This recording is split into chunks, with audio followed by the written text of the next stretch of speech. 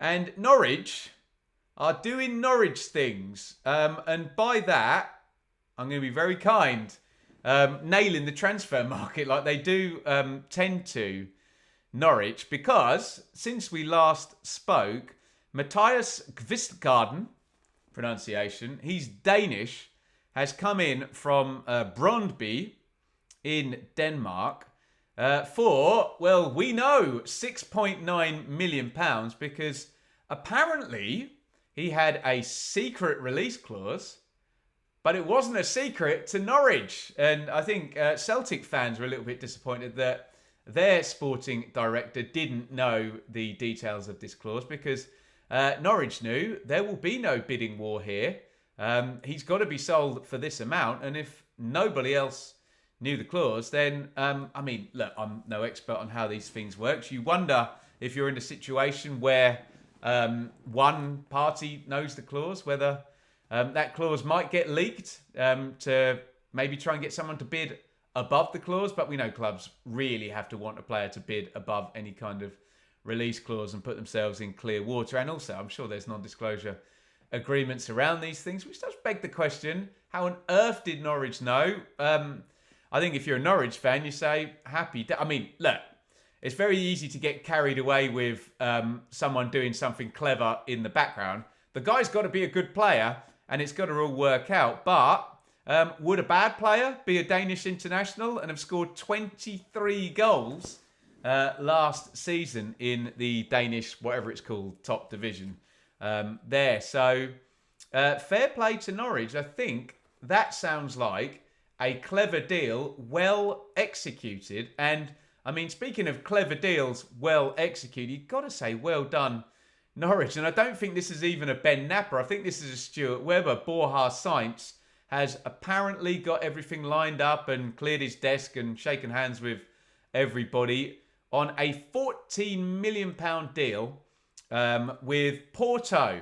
And you've got to say again, brilliant from Norwich because, and look, don't be naive enough to think that a player who doesn't have a transfer fee is free.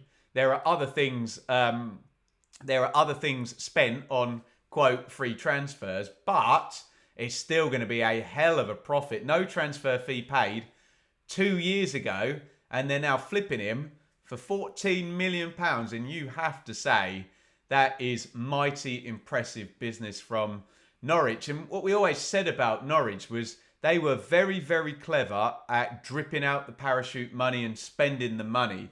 And they're still doing it, aren't they? They invested in, who was it, Gabi Sara, who went last summer, and Jonathan Rowe came through, and there's money coming in for him. Okay, that's different. The likes of Johnny Rowe and, God, Ben Godfrey, Max Aarons, Todd Cantwell, Jamal Lewis. They've made a ton of money out of the academy and the youth prospects coming through. And they're doing a fine job with the likes of Sarah and Sainz here. We are still expecting Josh Sargent to go out. And every sensible bit of logic says that Norwich have done a fine job here of replacing Josh Sargent before he's even been sold with Matias Vistgard. But I've got to say, I know Birmingham are getting a lot of the attention and they're having a great window, aren't they? But are Norwich rivaling Birmingham here? I mean, it's one thing, Birmingham are doing an amazing job of attracting players. And again, don't believe that free transfers are free. But, you know, we've seen the likes of Damari Gray and Samuel. We'll talk about Birmingham properly in a bit, come in. But there's another side to business in the Championship when you don't have parachute payments. And I know people will say, Ben, well, Norwich did have parachute payments. Yeah, they did. And they were able to utilise them. But still, they spent well when they had them. And like I always say, make hay when the sun is shining. If you don't have a 70,000-seater stadium and 30 years of consecutive top-flight history, then you have to build stars and be prepared to sell them in English football. And there can't be many clubs that have raised more money. I'm thinking about Emi Buendia as well than Norwich have. So I don't know. I'm going to put it out there that I know Birmingham are probably the studs of the transfer window at the moment. But really, are the unsung heroes of the transfer window so far Norwich City? I think they probably are, and I think they are doing a mighty fine job here. And if Norwich end this window, and we've all said Sainz, Sargent, Nunes, 1, 2 or 3 of them are going to be sold. Say 2 of them are sold, but they've invested well, and we've not mentioned Jacob Wright and Vladan Kovacevic and Jakov Medic and Harry Darling. That's a brilliant signing. Again, free transfers aren't free, but they didn't pay a fee, a traditional transfer fee.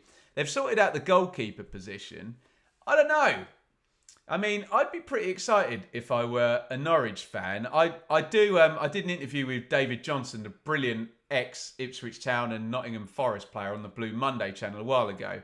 And he really educated me on the way that in his time a team was built by adding 2 players, just keep adding 2 players. But it's a different world now, and it's very, very hard in chasm land in English football to actually hold on to the players and keep adding 2, isn't it? I think more the modern equivalent is what Norwich are doing, and, you know, make hay with your assets while you've got them, spend them wisely. Norwich always get top dollar when they sell as well, don't they? So, yeah, very interested in what's happening at Norwich. And I mentioned the David Johnson point because, yeah, it can be difficult, can't it, sometimes, if you do have a clean sweep and 5, 6, 7 players come in. It takes time to build that pattern of play, especially with Liam Manning coming in as a new manager. And we have seen Manning be a slow burner, but I don't know. Manning's experienced now, isn't he? He's had to go in at MK and at Oxford and Bristol City. So